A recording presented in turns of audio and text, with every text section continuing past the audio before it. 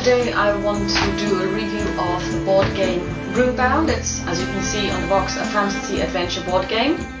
It's published by Fantasy Flight Games, and this is the second edition that I'm reviewing. It was, I think, brought out in 2006. Since then it's spawned numerous small card-based expansions like this one or this one, but also big box expansions like the Sands of Al-Qadim or Frozen Wastes, or the Midnight expansion, which introduced a slightly different mechanic, and I don't think it was as well received by people. The basic game is about a group of, or even just one, fantasy-themed character walking around the landscape of Terranov, which is also the world in which Descent Journey into Darkness is set. And in order for players to play, you choose at the beginning of the game a hero that represents you. So, for example, this one here is Silhouette. She's your rogue thief kind of archetype. You also have your magic user, Battle Mage Jays is this one, and you also have your fighter type. So you can choose Varikas the Dead. He's a fighter. So basically, you can choose from various different types of normal fantasy classes and also races. You've got your elves, you've got your humans, you've got your orcs that you can play. As you walk around the board, your character is represented by a little miniature. These ones come unpainted. They paint quite well. I've painted a couple of them for Descent, so it does work. You keep track of your vital statistics by using counters such as the hard counter, which signifies life or hit points, and then the exhaustion counter. And as you travel through the countryside, you face different challenges of different colors. Basically, the easiest ones are green, and then you proceed to yellow, blue, and then finally red. Red is also usually the end game. The challenges usually entail either traps, like this one here. This is a false floor trap where you have to face a skill check, or it's your normal fighting challenge where you just encounter a monster of some type, or it can also be a positive challenge, for example, that you meet a farmer and he grants you 5 gold if you find his daughter, and you just go off and find the daughter, and then you just usually resolve some form of skill check, and if you're lucky then you find the daughter, and if you're unlucky then you don't find the daughter, but you just basically don't get the money. Money is important in the game because it helps you to buy allies on the one hand, or to hire allies I should say, and to buy equipment. You have different types of allies. You have magic users, you have, this one is a hunter type, you have fighters, you have clerics that you can hire. With regard to equipment, you get your normal fantasy fare here as well. You have, for example, this is the cloak of deception, which is something that is more of the armor type. Then you have rings, for example. This one is a magic ring that can help you fight, or you get your normal weapons, axe, even shields, armor, that kind of thing.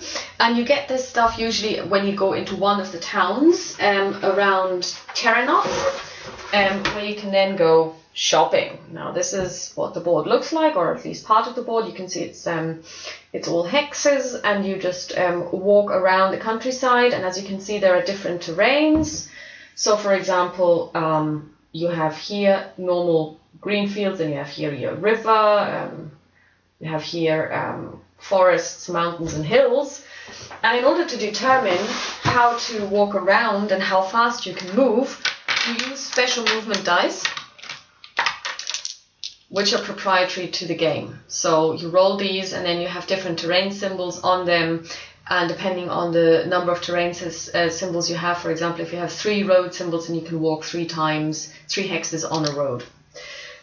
Challenges are resolved by rolling 2d10, and then you add the results together and you add your stats together, and then you decide if you have fulfilled the challenge or not.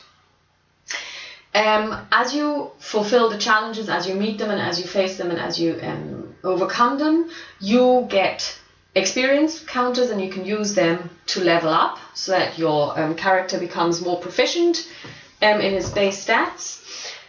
The order of combat is always the same. The first combat clash that is resolved is the ranged combat, followed by the melee combat, and then the magic combat. And this is probably the weakest point about the game, and the one that is most often criticized and probably also most often house ruled for. Because if you are a magic user, you have very low hit points, and your chances of overcoming or even surviving an onslaught from a ranged or melee attack are slim.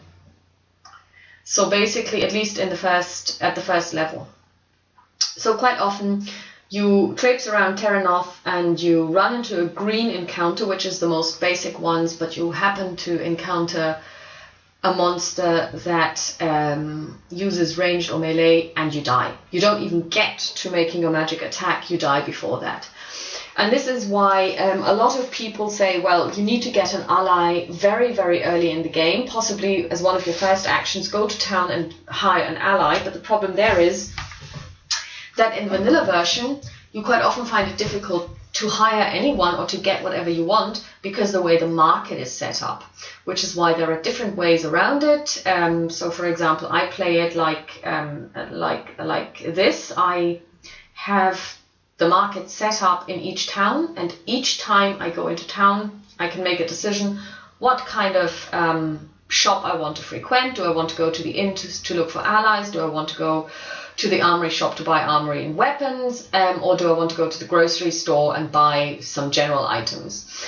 But I always make sure that I know which general items are available. So before I set up or on setup, I populate each town with 1 card each for an ally, weapon, armor, or a general item. And so I know exactly what is available where, because not only do you need to be sure that you actually get what you're looking for, but you also need to know, can I afford the price? Because you only have a limited amount of money. So this already hints at one thing that is very important about Runebound. Runebound is a themed game, and in my opinion, it's really heavily themed. I think the theme really shines through, and if this is your type of game, if you like fantasy games, if you're happy about having a pre-generated character, because you cannot make them yourself, or well, I suppose you can, but balance would always be a problem. I wouldn't feel comfortable doing that, but if you want to, you probably can.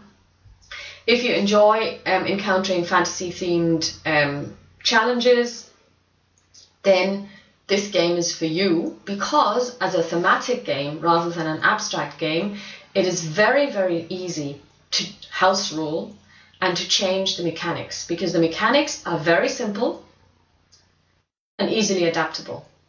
So this game is for you if you like fantasy-themed games. Oh, and here's my cat.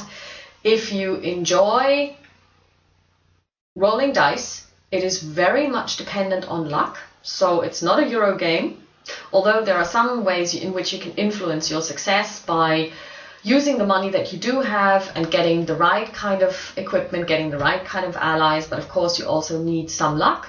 And of course, then you can make a decision, how difficult do you want the game to be? You can say, oh, I want to play hard knockouts, which means whenever I die, I lose everything. Or you can play soft knockouts. That's how I play. You lose all of your weapons, you use all of your allies, but you at least keep your experience counters. So this game, at this moment, I think retails at about $30 to $40. You can get plenty of expansions.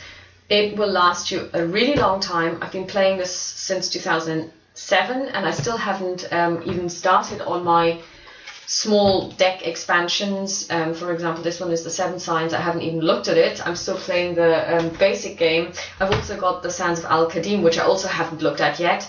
I'm really looking forward to it. It's easy to learn. It can take a long time to play. I mean, I've read session reports where people say, well, I've been playing this for 3 hours now, or 4 hours. We played it for 4 hours and then we just stopped. We hadn't even gotten to the end game. This is true, and in order to maybe speed up things a little bit, people have introduced different mechanics. One of them is the so-called threat track, and the threat track works as follows. You can choose a number between 12 and 20, and then you place a marker on this particular track so that you remember where you started, and then you start rolling against the so-called doom counter. So whenever you have taken a turn, you add a doom counter to the threat pool, and then you roll 2d10, and then you add the 2d10 plus the number of doom tokens, and if this one is equal or greater to the difficulty you've set between 12 and 20, you advance the doom counter on the threat track, and you remove all doom counters. So basically, as soon as you reach X, you count down, the end game starts, regardless of if you're ready to face red level challenges. So this is one of the things that actually puts in, on the one hand, it reduces playtime, and on the other, it also puts in threat. You cannot just hang around and not face challenges, because if you don't level up, but if the doom track hits X, you're just basically really doomed to die. So if you're interested in this game, check it out on boardgamegeek.com. There are plenty of player aids there. For example, this one here that I really like, and I printed it off and laminated it. It's basically, it's actually in German, as I can see now. I didn't realize. It basically, you can use it to keep track of your counters and stuff up here. And it's really nice. And you get customized information, additional adventures, suggestions, variants, like for example the Cities of Adventures variant, which I always play, and it's one of probably the most well customized games out there. So if you're into fantasy themed games that you can also play solo, unlike Descent, which would be more difficult to play solo, then this is for you. Enjoy!